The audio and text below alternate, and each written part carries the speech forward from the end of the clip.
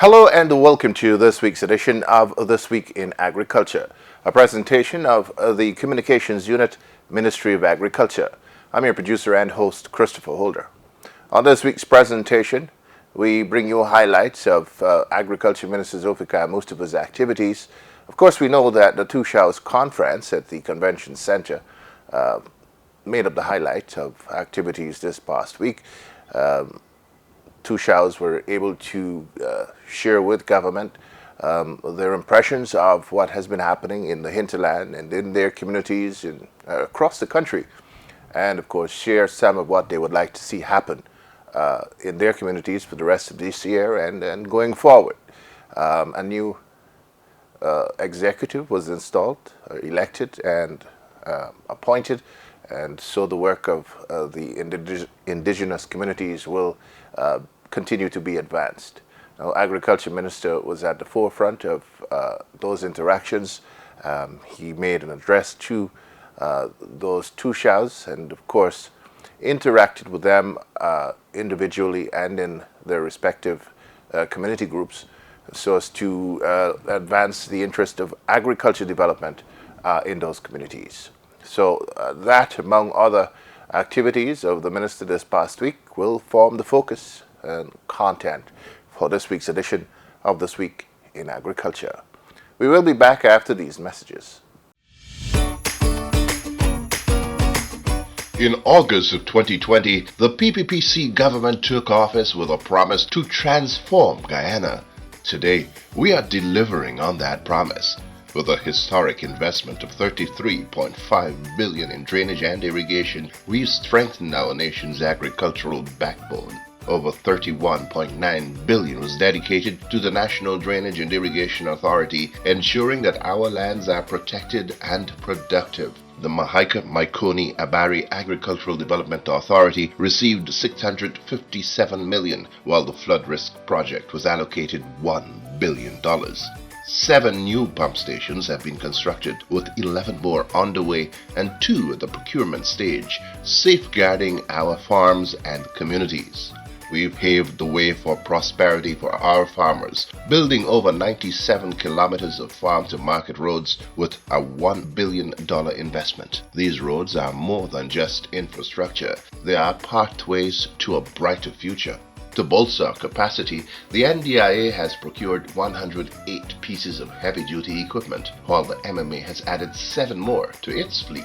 These powerful machines, valued at billions, are revolutionizing our drainage and irrigation systems, ensuring our farmlands thrive. Under previous administrations, farmers faced uncertainty as their land leases were revoked, but the PPPC government stands with our farmers. In 2022, we distributed 128 leases, followed by another 100 in 2023. This year, we've already distributed 30 leases, with more to come. In Region 5, we've invested in drainage and irrigation works, benefiting 30,000 acres of agricultural land. In Upper and Lower Pomeroon, $1.8 billion has been spent to provide irrigation for over 500 farmers and 20,000 acres of farmland. Even in the remote regions, we are making a difference. A $62.1 million rainwater harvesting project in Deep South Rupununi is benefiting over 800 farmers across 20 villages, ensuring sustainable farming for generations to come. From the coastal plains to the interior villages, the PPPC government is working tirelessly to build a stronger, more prosperous Guyana. Together, we are paving the way to a brighter future. A message from the Government of Guyana through the Ministry of Agriculture.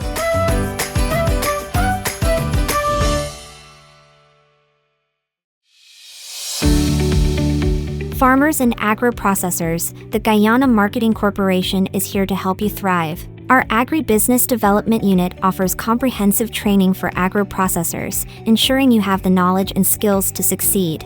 Need advice on your agro-processing facility? We've got you covered, with expert guidance to optimize your operations. From generating nutritional facts to developing new products, we provide the services you need to enhance your offerings. Stand out on the shelves with our label design and packaging material services, making your products attractive and market ready.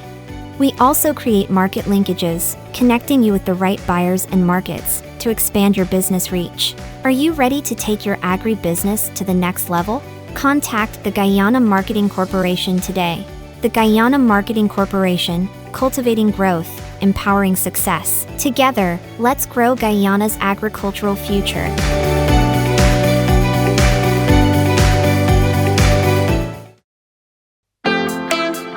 The Guyana Rice Development Board is integrating cutting-edge technology in rice farming. With the introduction of drones and GIS mapping, farmers can monitor their crops and make data-driven decisions. Through our Farmers Field School methodology, we provide comprehensive training to ensure farmers maximize the benefits of these technologies. As part of the project, GRDB has trained 8 drone pilots and 12 data analysts. The project was piloted at 9 Farmers Field Schools, with 3 located in Region 6, Crabwood Creek, Yakusari, Blackbush Boulder, and Lancaster, 3 in Region 2, Fairfield, Walton Hall, Henrietta, and 3 in Region 3, Windsor Forest, Good Hope, and Wakenham. To date, over 200 farmers have participated in the pilot areas and an additional 150 outside the pilot areas, with female farmers comprising 15% and young farmers 45%, representing 6% of the total farmers in the country. The Guyana Rice Development Board, pioneering the future of farming. A message from the Ministry of Agriculture.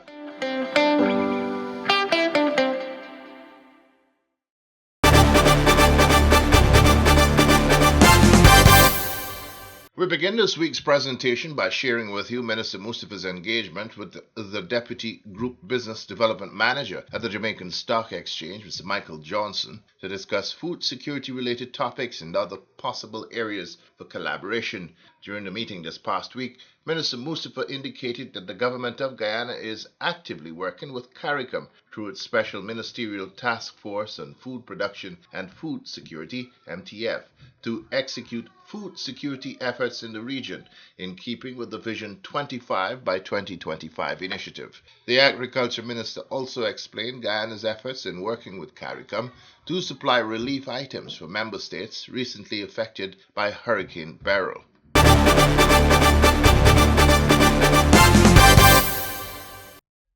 A key part of Minister Mustafa's modus operandi is interacting directly with farmers and residents of agricultural communities across the country, so as to keep his finger on the pulse of the needs of those communities. This past week was no different, as Minister Mustafa held several outreaches to communities in Regions 5 and 6. On Friday last, Minister Mustafa met residents and farmers of Strathcampbell and surrounding communities at Maikoni Creek in Region 5. To discuss with them government's program in agriculture and how those plans will impact their communities. The meeting afforded residents the opportunity of raising with Minister and his team of agency heads and having those issues addressed. Among the issues raised were those related to drainage and irrigation, declaring and rehabilitation of access dams, help with livestock rearing, and with the startup of aquaculture operations. In his address to the residents at the meeting held at the Trans Rice Mill, Minister Mustafa stressed that government is committed to agriculture development in Guyana and that farmers are partners in the effort at its development. We recognize the importance of agriculture. That is why you will see over the last 4 years, we have increased budgetary allocation every single year. We have moved the agriculture budget from $11.5 billion to $97.6 billion this year. Why? Because we recognize that this sector, agriculture, is important for food security. We have seen what has happened during the pandemic when we had the COVID pandemic. There was a scarcity of food in the country. Although countries that are economically sound were unable, financially stable, were unable to procure food for their population because of the downturn in production. We in Guyana, we want to increase production in the traditional areas. Crops that we used to grow since our foreparents came to Guyana, crops that they have started to grow here. We are going and we are having increased production in those areas. But at the same time, we want to be we want to produce more things that we are importing into the country. We want to reduce the importation bill. We want to produce those things. So you will see that although we have seen an increase in things like rice production over the last 4 years, in 2022 we produced 610,000 tons of rice. Last year we produced 653,000 tons. This year the target is 710,000 tons. We have already produced 362,000 tons for the first crop of this year. And at the end, this second crop now, we have seen some area in the country start to harvest already, and the yield is good. We have moved yield from 5.6 tons per hectare to now 6.9, 6.7, 6.9 tons per hectare. So that is why you're seeing that the rice production have increased tremendously. And as a government, we recognize that we will be working with every single sector, every single group in this country. That is why I am here this afternoon. I know the comrades who spoke from Eastern Jacob and other areas in the Myconi. I have been meeting with them also regularly. But this area here, Port Strathcampbell and also, we have to develop some of the canals, rehabilitate some of the canals, and that is why we are here this afternoon. But I want to give you a perspective what we are doing in the agriculture sector. The minister stressed that farmers must never forget that under the previous APNU AFC government, agriculture was placed in the back burner. Rice farmers were told that theirs was a private business and would not get government support, pointing out that the agriculture budget shrunk from 18 billion in 2015 when APNU took over to 13 billion when the PPPC government retook the reins of government in 2020. I want to give you a perspective what we are doing in the agriculture sector. Because when I became Minister of Agriculture, I want to be very, very frank. Guyana, we have seen a de-emphasis in the agriculture sector. The budget for agriculture had reduced from 18.5 billion to 13.5 billion. Now we have increased it. We are seeing more activity in agriculture. We as a government, we are not saying that what you are doing are private business. We are not saying that rice growing is private business, or cash crop is private business, or livestock rearing is private business. We are working with every single section of the population. That is why you'll find when we come to meetings like these, rather than we come here, the regional chairman would have just told you about it. Rather than I come here and make a speech and leave, I come and listen to you first so that we can deal with the issues that you are raising, so that we can have that kind of interaction. Because we believe that when we come out to these community meetings, that we work with the community and we resolve their issues. Minister Mustapha pointed to the important role Guyana, and by extension its farmers, are playing in leading the regional charge for the eradication of food insecurity in CARICOM, reducing the food import bill of the region by 25% by the year 2025. The Agriculture Minister pointed to the importance of farmers maximizing on their earning power from the business of agriculture by adding value to their produce. For the last 4 years, we have seen what countries in the Caribbean, places like Barbados, Trinidad and Tobago, the Eastern Caribbean country, they have recognized the important role that we are playing as a country. So the entire CARICOM now is looking towards Guyana for that leadership. And not only for traditional area where we used to do long before, like rice and cash crop alone. We are going to new areas. We have started the production of corn and soya. And as farmers, you have to have a broad vision. Sometimes we tend to, when we farmers, we plant a few crops, very small amount, and we leave it there. And just we reap it, we take it to the market. But we have to now consolidate and build our holdings. That is why the government is working with every single group in this country. I went to Victoria and Buxton the other day, and we have a engagement there now, permanent engagement with the farmers in those areas. The other day, the chairman said we went to Danzig. We're working with the farmers there because you remember the flood, when the sea defense break, and up to date, the farmers are unable to go back to the land because the land still have salt in it. So we are working with them to re-engage them to go back to the land to start back cultivation in rice production. NARI has been working with a number of farmers across the country.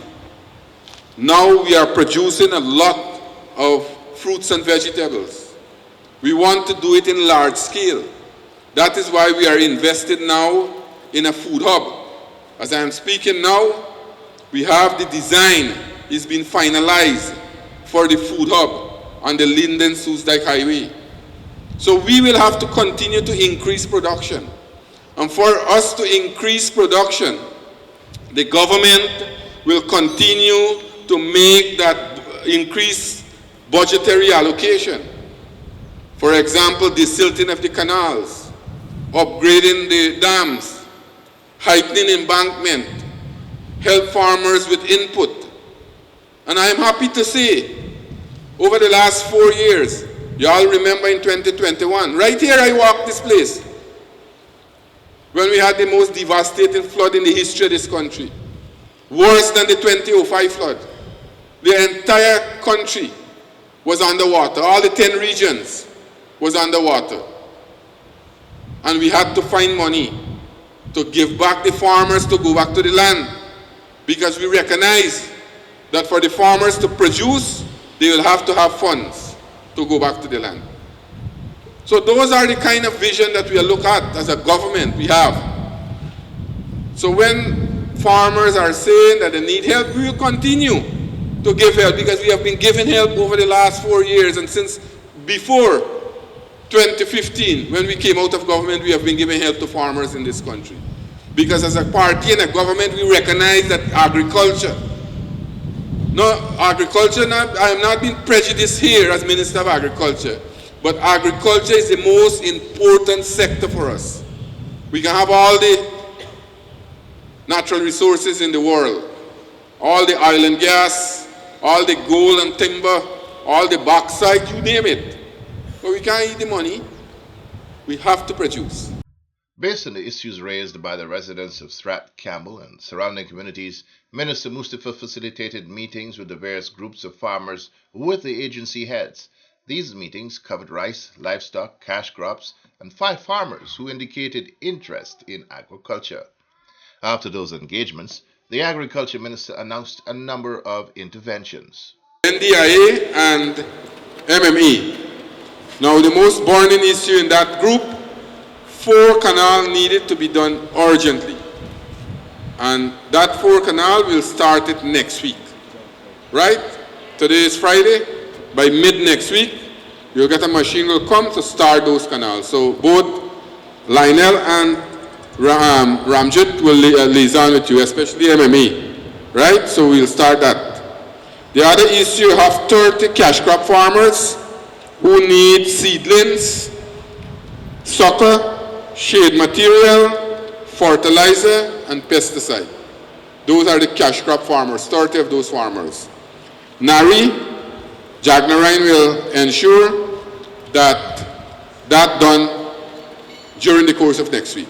So all those 30 cash crop farmers will receive those inputs.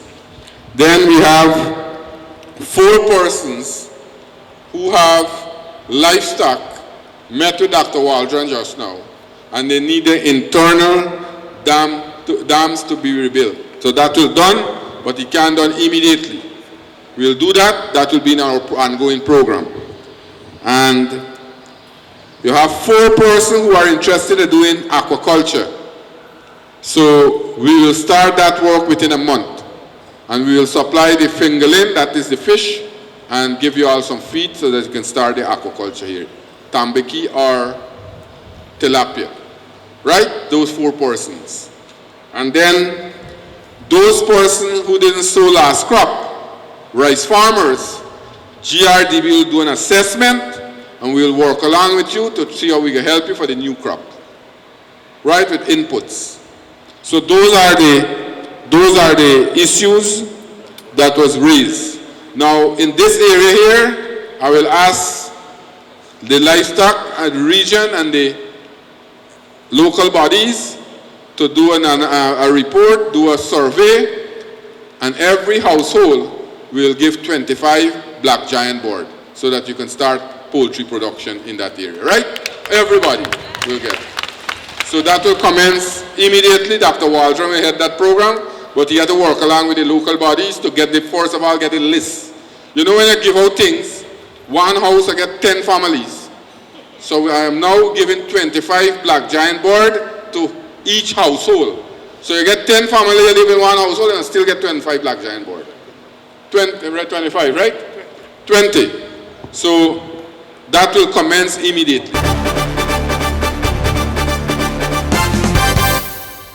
On Saturday, Minister Mustafa and team traveled to East Berbice for two meetings, the first at number 63 Village and the second at Highbury on the east bank of Berbice. At number 63, Minister Mustafa brought residents up to speed on progress in the Hope Light Canal slated for Region 6 to ease the problems of flooding often caused by the overtopping of the Kanji Creek, and allowed for farmers to raise issues of concern to them. We can listen to some of the concerns of the farmers and we can deal with those issues. Now, Rambridge would have highlighted some of the works that we have been doing over the last few months. Also, the last time I came here, there were a number of requests from the water user and farmers that we should put certain mechanism in place.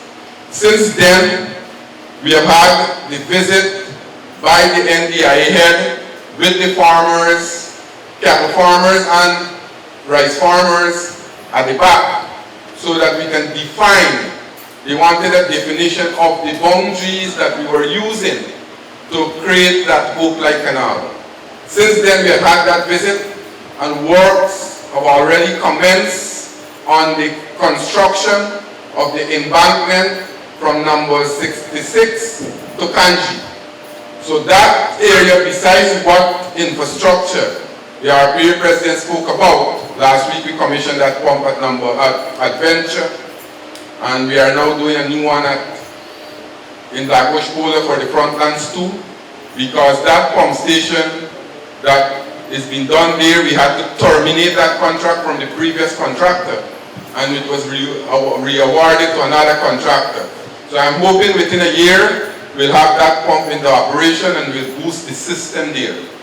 But also you here in the 5274, the problems that you have been encountering, the flooding, we will see tremendous relief from that problem with the construction of the Hope Light structure that we talk about. Now, shortly, you'll see the construction of the high-level canal commence. The contract have been awarded for both the numbers 52-51 area and the Lancaster-Manchester area. So the two high-level canals that we spoke about will see the commencement because the contract have been awarded already, the contract have been signed, and the contractors will start the excavation of those areas shortly. Now when that structure come into being, your area here will be helped tremendously, because what we'll have, as I explained the last time, I had the technical people explain it to you, what we'll have will prevent the backland water from coming into the cultivation area and the housing area. So the stress that are placed on the housing area drainage and the cultivation area, that will ease.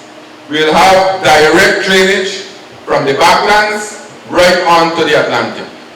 Now you know for a fact that during the dry season also, we have to supply water through the Mariner BC pump station to this cultivation area. Now, the Hope Light Canal will act as a dual purpose too, because we'll have it as a reservoir which will be closer to your cultivation where we can have water pumped directly into the irrigation canals within this network. So that will have better irrigation and we'll have better drainage. So when we have, and I'm hoping before the end of next year we can have all these structures in place. You know for a fact that when we build a high-level canal, it will be built by an 8-gate sluice outside of numbers 52. Like just like what we have at the Hope area, and the one at Lancaster, Manchester. So the entire system from this area right on to the Kanji Creek, we will put flood embankment and drainage system in place. And that will cost us a lot of money, and that is the investment that we are making. But besides those mega investments, I want to say over the last 4 years, we have made large budgetary allocation, and that is why we have been working directly with you, the farmers.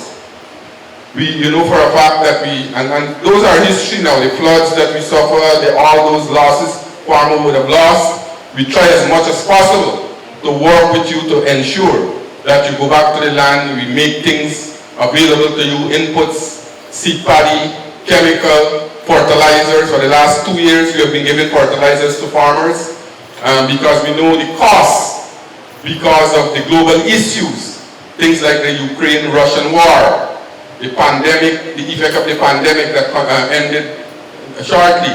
So all those problems compounded cause the input for agriculture to increase. That is why as a government we recognize that. And we as a government want the farmers to get as much money as possible. That is why we took out the VAT and all the agriculture inputs. We trying to make fertilizer available to farmers. Sometimes you might not get all your fertilizer, but you're getting part of it. We're trying to see farmers who suffer losses or who didn't sow, make seed paddy available. Only last week I commissioned another seed paddy facility in Les Beholden. That facility now will supply the entire Blackbush polder, all the land in Blackbush polder, that facility will supply. And you will have ease and you will have your supply from the number 56 area. That is the kind of investment we are making. Coconut farmers were also told of government's recent efforts in revitalizing the coconut sector. Since 2020, we have increased coconut cultivation by 6,000 acres. We brought in high-yielding coconuts from Brazil and Costa Rica. As a matter of fact, we have brought in over 150,000 high-yielding coconut, Brazilian green dwarf. And that is capable of doing a lot of things. For example, the Brazilian green dwarf can give you coconut water if you want it to grow it for coconut water. You want it to grow it for oil or copra, 3-year coconut. So we can make that available. I made 7,000. I'm making available to the farmers in the Pomeroon. You know, Pomeroon is an area that produces a lot of coconut. Likewise, we can work with your group, work with farmers here. 2 days ago, we have another 50,000 came in from Costa Rica, which we can make available. Now, in all the regions in this country, only besides region 8, we have developed coconut nurseries so that we can have the coconut being dispersed right from the region rather than to go to coconut, the whole coconut estate. So your group, I asked Nari here now, after this meeting, to meet you and your group. We will see how we will work along with you. Our player raised the issue about lease. Both the AGA, myself, and the Commissioner of Land will come back here because they got a number of issues. Because land was distributed at the Lutas Valley area. Land was distributed at the Lutas Valley area, but some of the right persons didn't get their land too. So we have to address that issue.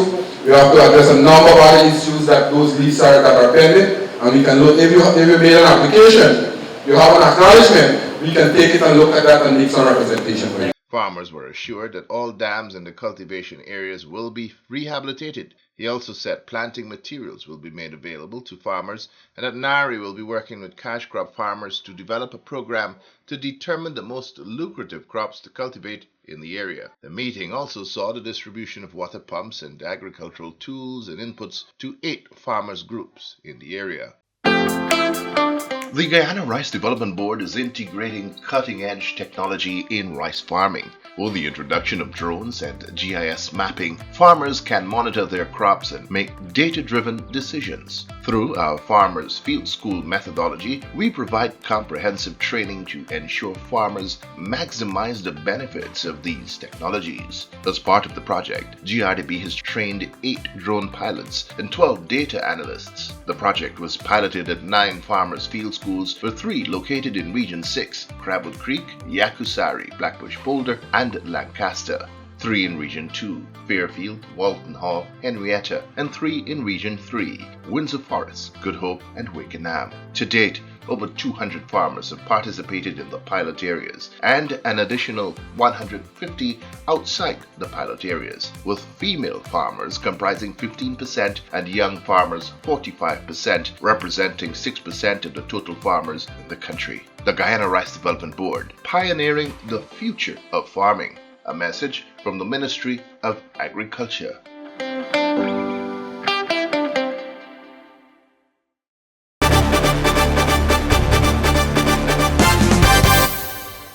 Well, that's all the time we have in this week's edition of This Week in Agriculture, a presentation of the Communications Unit, Ministry of Agriculture.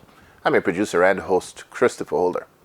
On behalf of the entire production team, so long, be good to yourselves and to each other.